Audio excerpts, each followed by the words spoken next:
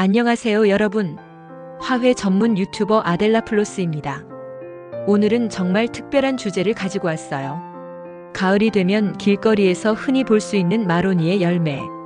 밤과 너무 닮아서 많은 분들이 헷갈려 하시는데요. 이 아름다운 열매에 숨겨진 놀라운 비밀들을 파헤쳐 보겠습니다. 마로니에 열매의 효능부터 위험성까지, 그리고 집에서 직접 키우는 방법까지 알찬 정보로 가득 채워드릴게요. 끝까지 시청하시면 마로니에 열매 전문가가 되실 수 있어요. 마로니에 열매란 무엇인가? 먼저 마로니에 열매가 정확히 무엇인지 알아볼까요? 마로니에는 칠엽수라고도 불리는 나무의 열매입니다. 왜 칠엽수라고 부를까요? 잎이 7개로 갈라져 있기 때문이에요. 손바닥 모양으로 펼쳐진 잎이 정말 특징적이죠. 마로니에는 무환자나무과에 속하는 낙엽교목입니다. 원산지는 유럽의 발칸반도 지역이에요. 하지만 지금은 전 세계 온대 지역에서 가로수로 널리 심어지고 있습니다. 우리나라에도 1900년대 초에 도입되어 지금은 흔히 볼 수 있어요. 마로니에 나무의 높이는 보통 15m에서 25m까지 자라납니다. 큰 나무는 30m까지도 자랄 수 있어요. 줄기는 굵고 튼튼하며 회갈색 껍질을 가지고 있습니다. 마로니에 꽃의 아름다움. 5월이 되면 마로니에 나무에 정말 아름다운 꽃이 피어요. 흰색 바탕에 분홍색이나 노란색 반점이 있는 꽃들이에요. 꽃은 원추와서 형태로 나무 끝에 우뚝 서 있습니다. 마치 촛불처럼 생겨서 정말 인상적이에요. 꽃 하나하나는 지름이 2cm 정도로 작지만요. 수십 개가 모여서 피기 때문에 정말 화려합니다. 마로니에 꽃말은 천재, 사치스러움, 낭만, 정열이에요. 정말 꽃의 모습과 잘 어울리는 꽃말이죠. 꽃이 피는 시기는 보통 5월 중순부터 6월 초까지입니다. 개화 기간은 약 2주에서 3주 정도예요. 이때 가로수길을 걸으면 정말 로맨틱한 분위기를 느낄 수 있어요. 마로니에 열매의 특징. 꽃이 지고 나면 드디어 열매가 맺히기 시작합니다. 처음에는 작은 녹색 구슬 같은 모양이에요. 점점 자라면서 둥글고 큰 열매가 됩니다. 9월부터 10월 사이에 완전히 익어서 땅에 떨어져요. 열매는 지름이 4cm에서 6cm 정도입니다. 갈색으로 익은 모습이 정말 밤과 비슷해요. 하지만 자세히 보면 차이점이 있어요. 마로니에 열매는 겉껍질에 가시가 돋아 있습니다. 가시가 밤보다 훨씬 크고 날카로워요. 그래서 가시칠엽수라고도 불리죠. 열매 안쪽은 하나 또는 2개의 종자가 들어있어요. 종자는 갈색으로 윤기가 나고 매끄러운 표면을 가지고 있습니다. 마로니에 열매와 밤의 차이점.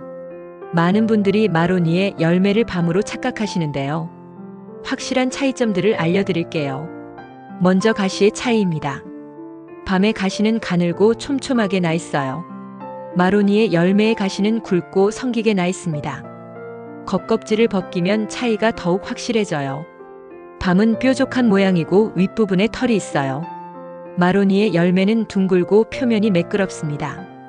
색깔도 약간 다른데요. 밤은 황갈색이고 마로니에 열매는 젓갈색이에요. 크기도 마로니에 열매가 보통 더 큽니다.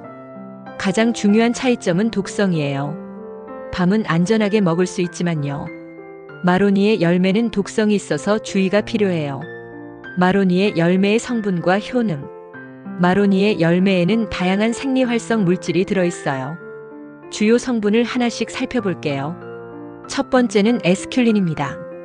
이 성분은 혈관을 강화하는 효과가 있어요. 두 번째는 에스큘린산이에요. 항산화 작용을 하고 염증을 억제합니다. 세 번째는 타닌 성분입니다. 수렴 작용과 항균 효과가 있어요. 네 번째는 플라보놀 화합물들이에요. 혈액순환 개선과 혈관 보호 효과가 있습니다. 다섯 번째는 사포닌 성분입니다. 항염증과 진통 효과를 나타내요. 이런 성분들 때문에 유럽에서는 오래전부터 약용으로 사용했어요. 특히 정맥 기능 부전 치료에 많이 사용되었습니다. 현대 연구에서도 그 효과가 입증되고 있어요. 마로니에 열매의 놀라운 효능들. 마로니에 열매의 주요 효능들을 자세히 알아볼게요. 첫 번째, 다리 부종 완화 효과입니다. 정맥 기능이 떨어져서 다리가 붓는 분들에게 도움이 돼요. 혈관 벽을 강화하고 혈액순환을 개선하기 때문입니다. 두 번째, 혈관 건강 증진 효과예요. 혈관 벽의 탄력을 증가시키고 혈액의 점성을 낮춰줘요. 이로 인해 혈액순환이 원활해집니다. 세 번째, 항염증 효과입니다. 관절염이나 근육통 완화에 도움이 될 수 있어요. 염증 맥의 물질의 생성을 억제하기 때문입니다. 네 번째, 항산화 효과예요. 자유 라디칼로부터 세포를 보호해줍니다. 노화 방지와 면역력 증진에 도움이 돼요. 다섯 번째, 모세혈관 보호 효과입니다. 모세혈관의 투과성을 조절하고 출혈을 방지해요. 마로니에 열매의 위험성과 독성. 하지만 마로니에 열매에는 심각한 위험성이 있어요. 에스큘린이라는 독성 성분 때문입니다. 이 성분은 신경계와 심장에 영향을 미쳐요. 생열매를 먹으면 중독 증상이 나타날 수 있습니다. 초기 증상은 구토와 설사예요. 복통과 두통도 함께 나타납니다. 심한 경우 어지럼증과 의식 저하가 올 수 있어요.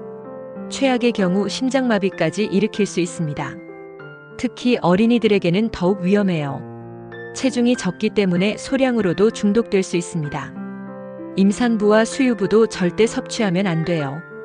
태아나 신생아에게 영향을 미칠 수 있거든요. 혈액 응고 장애가 있는 분들도 주의하세요. 항응고제를 복용 중인 분들도 마찬가지예요. 독성 제거 방법과 안전한 활용법. 그렇다면 마로니에 열매를 안전하게 활용하는 방법은 없을까요? 다행히 독성을 제거하는 방법이 있어요. 전통적으로 사용되어 온 방법들을 소개해 드릴게요. 첫 번째 단계는 열매를 삶는 것입니다. 끓는 물에 30분 이상 삶아주세요. 이 과정에서 많은 독성 성분이 물에 용해돼요. 두 번째 단계는 껍질을 완전히 제거하는 것이에요. 겉껍질뿐만 아니라 속껍질까지 깨끗이 벗겨내야 해요. 세 번째 단계는 반복적인 우림 과정입니다. 찬물에 하루 이상 담가두고 물을 여러 번 갈아주세요. 네 번째 단계는 녹말 추출 과정이에요. 으깬 열매를 물과 함께 저어서 녹말을 분리합니다. 이렇게 추출한 녹말은 비교적 안전하게 사용할 수 있어요. 하지만 여전히 주의가 필요합니다. 세계 각국의 마로니에 열매 활용법. 세계 각국에서는 마로니에 열매를 어떻게 활용할까요? 일본에서는 도치모치라는 떡을 만들어요. 마로니에 열매 녹말로 만든 전통 음식입니다. 쫄깃하고 부드러운 식감이 일품이에요. 유럽에서는 주로 약용으로 사용합니다. 정맥 기능 부전 치료제로 널리 알려져 있어요. 독일에서는 베노스타진이라는 의약품으로도 나와 있습니다. 프랑스에서는 화장품 원료로도 활용해요. 혈액순환 개선 효과 때문에 아이크림에 들어갑니다. 터키에서는 세제 만들기에 사용하기도 해요. 사포닌 성분이 거품을 만들어내거든요. 우리나라에서는 주로 장식용으로 활용합니다. 건조시켜서 인테리어 소품으로 사용하는 경우가 많아요. 집에서 마로니에 나무 키우기 기초 지식. 이제 집에서 마로니에 나무를 키우는 방법을 알아볼게요. 먼저 마로니에 나무의 성장 조건부터 파악해야 해요. 마로니에는 온대 기후를 좋아하는 나무입니다. 우리나라 기후에 잘 적응하는 편이에요. 하지만 너무 더운 지역에서는 잘 자라지 않아요.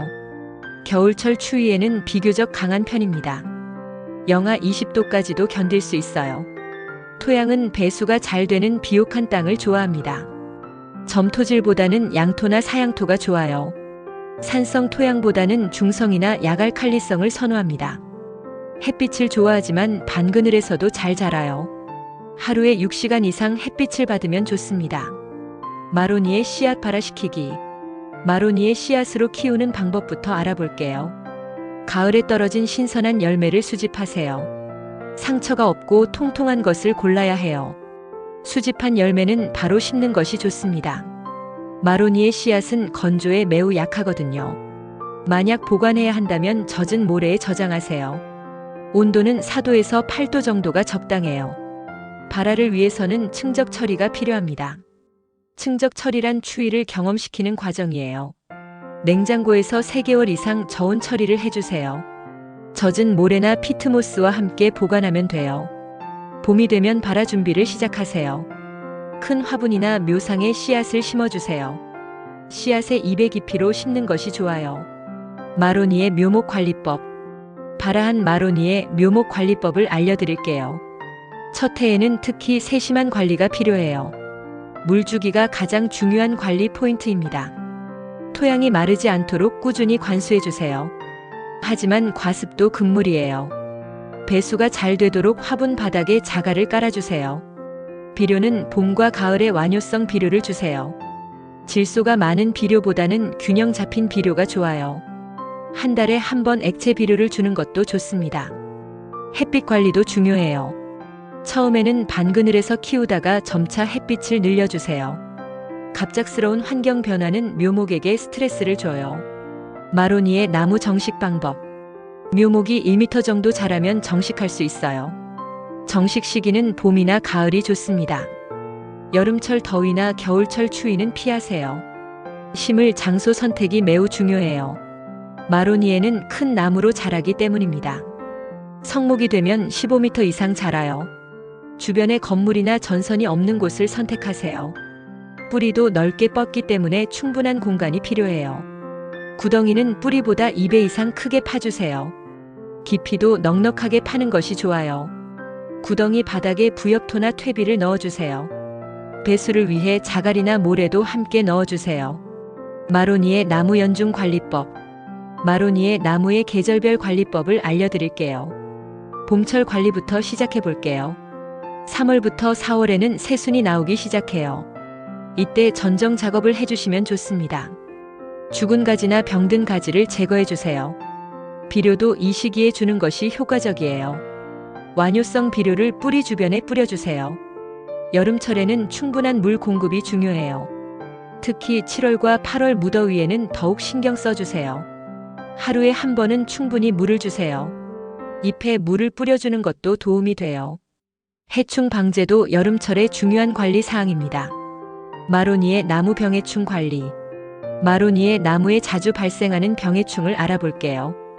가장 흔한 해충은 진딧물입니다. 새순과 잎 뒷면에 주로 서식해요. 발견하면 즉시 방제해야 합니다. 친환경 방제로는 비누 물을 뿌려주세요. 심한 경우에는 살충제를 사용해야 해요. 두 번째로 많은 해충은 깍지벌레예요.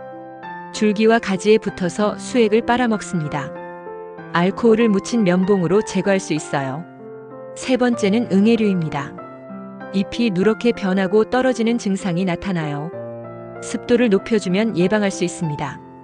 병해로는 갈색 무늬병이 자주 발생해요. 잎에 갈색 반점이 생기는 병입니다. 마로니에 나무 전정법.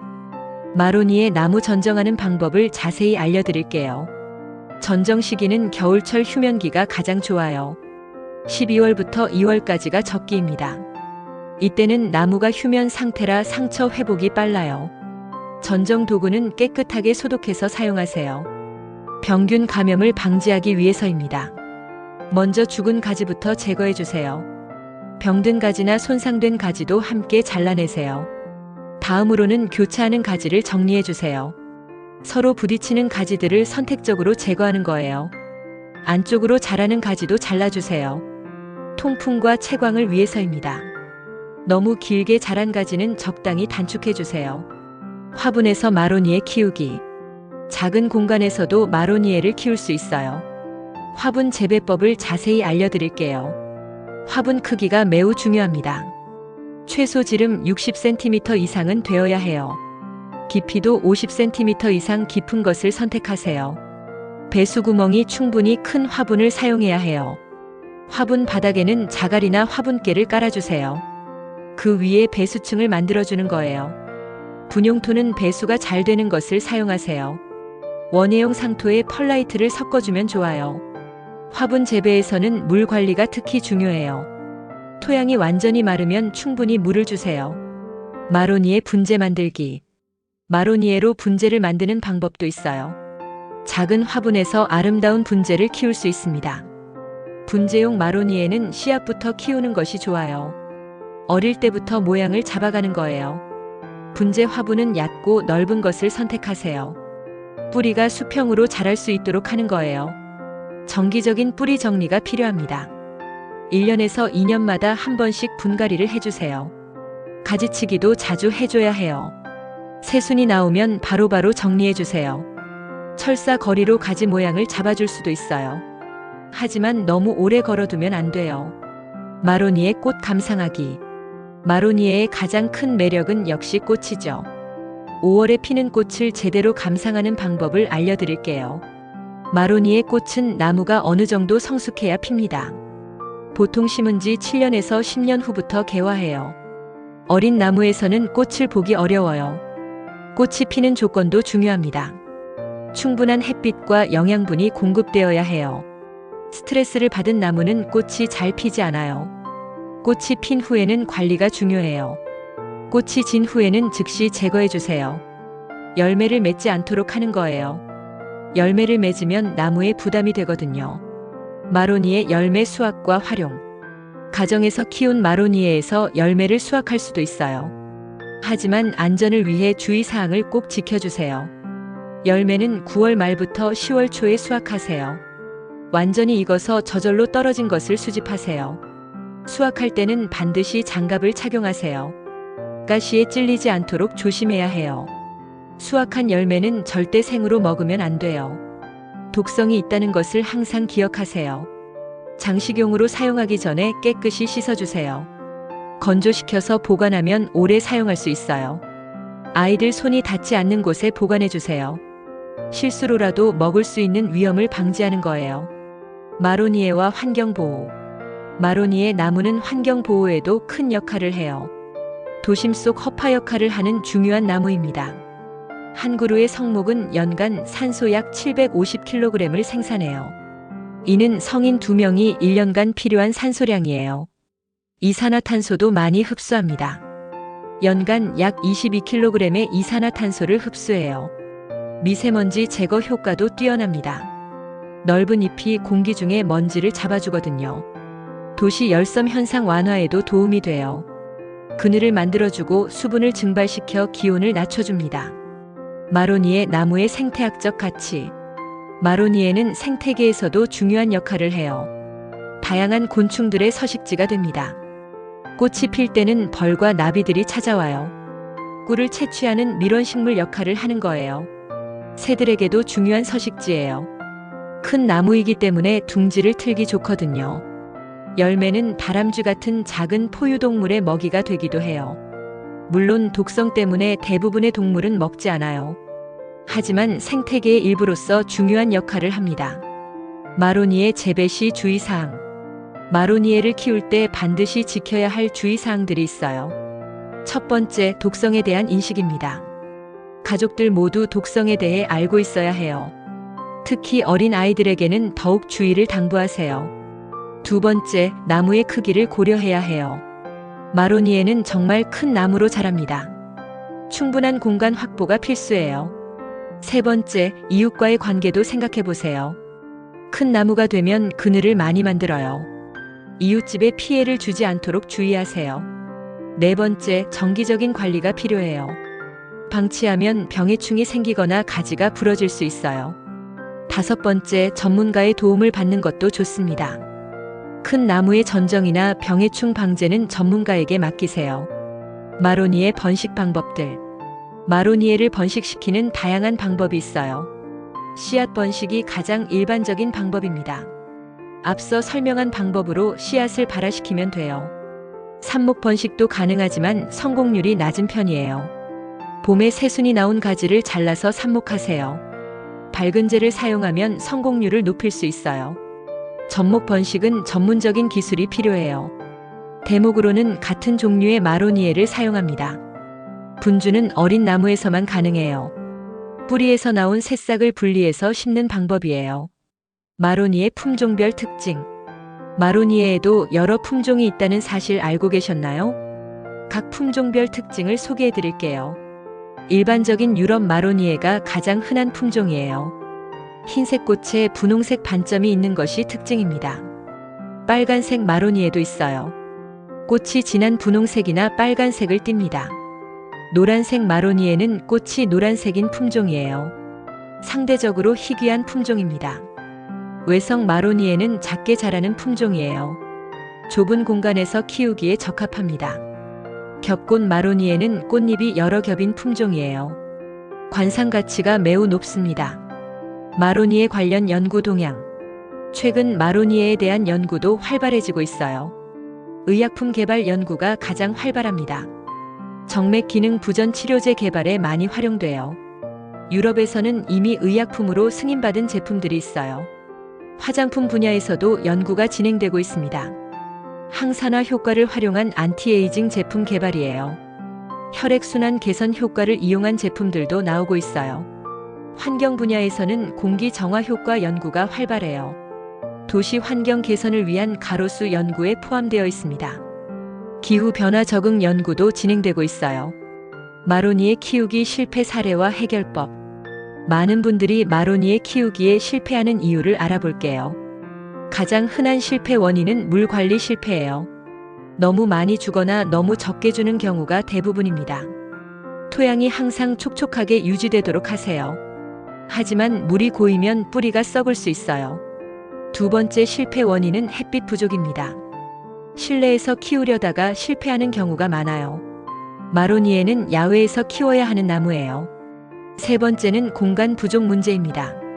작은 화분에서 계속 키우려다 보니 성장이 저해돼요. 적절한 시기에 더 큰 화분으로 옮겨주세요. 네 번째는 병해충 관리 소홀입니다. 초기 발견과 적절한 방제가 중요해요.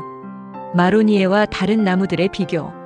마로니에와 비슷한 다른 나무들과 비교해 볼게요. 플라타너스와 자주 비교됩니다. 둘 다 큰 나무이고 가로수로 많이 사용되거든요. 하지만 잎 모양이 완전히 달라요. 플라타너스는 단풍나무처럼 갈라진 잎이에요. 은행나무와도 비교되곤 합니다. 둘 다 가을에 노란 단풍이 아름다워요. 하지만 은행나무는 침엽수이고 마로니에는 화렵수예요. 느티나무와도 비슷한 점이 있어요. 둘 다 우리나라에서 가로수로 인기가 높거든요. 하지만 꽃의 모양과 시기가 완전히 달라요. 깨끗한 배양토를 사용해서 화분에서 키우세요. 소음과 진동도 스트레스 요인이에요. 가능하면 조용한 곳에 배치하세요. 바람이 강한 곳은 피해주세요. 어린 나무는 바람에 쉽게 부러질 수 있어요. 마로니에 키우기 성공 사례. 성공적으로 마로니에를 키운 사례들을 소개해 드릴게요. 서울의 한 아파트 베란다에서 10년째 키우는 분이 계세요. 대형 화분에서 분재 형태로 키우고 계시다고 해요. 정기적인 전정과 뿌리 정리가 성공 비결이라고 하시네요. 부산의 주택가에서는 마당에 직접 심어서 키우는 분도 있어요. 지금은 높이가 5m가 넘는 큰 나무로 자랐다고 해요.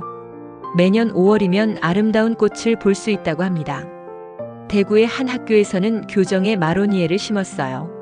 학생들이 직접 관리하면서 자연학습장으로 활용하고 있어요. 이런 성공 사례들을 보면 불가능한 것은 아니라는 걸 알 수 있어요. 마로니에 키우기 계절별 체크리스트. 계절별로 해야 할 일들을 정리해 드릴게요. 봄철에는 새순 관찰과 비료 주기가 중요해요. 병해충 발생 여부도 꼼꼼히 체크하세요. 전정 작업도 이 시기에 마무리해야 해요. 여름철에는 물 관리가 가장 중요합니다. 하루에 한 번은 토양 상태를 확인하세요. 해충 방제도 여름철에 중요한 일이에요. 가을철에는 단풍과 낙엽 관리를 해주세요. 떨어진 잎들을 치워주는 것이 좋아요. 병균의 온상이 될 수 있거든요. 겨울철에는 월동 준비를 해주세요. 뿌리 부분을 보온해주는 것이 좋습니다. 마로니에 열매에 대한 모든 것을 알아봤어요. 효능과 위험성, 그리고 집에서 키우는 방법까지요. 정말 알찬 정보들이었죠? 이 영상이 여러분께 도움이 되었다면요. 좋아요와 구독 버튼을 눌러주세요. 댓글로 궁금한 점도 남겨주시고요. 여러분의 마로니에 키우기 경험담도 들려주세요. 채널 알림을 켜두시면 새 영상을 바로 받아보실 수 있어요. 마로니에와 함께하는 아름다운 가을 되세요.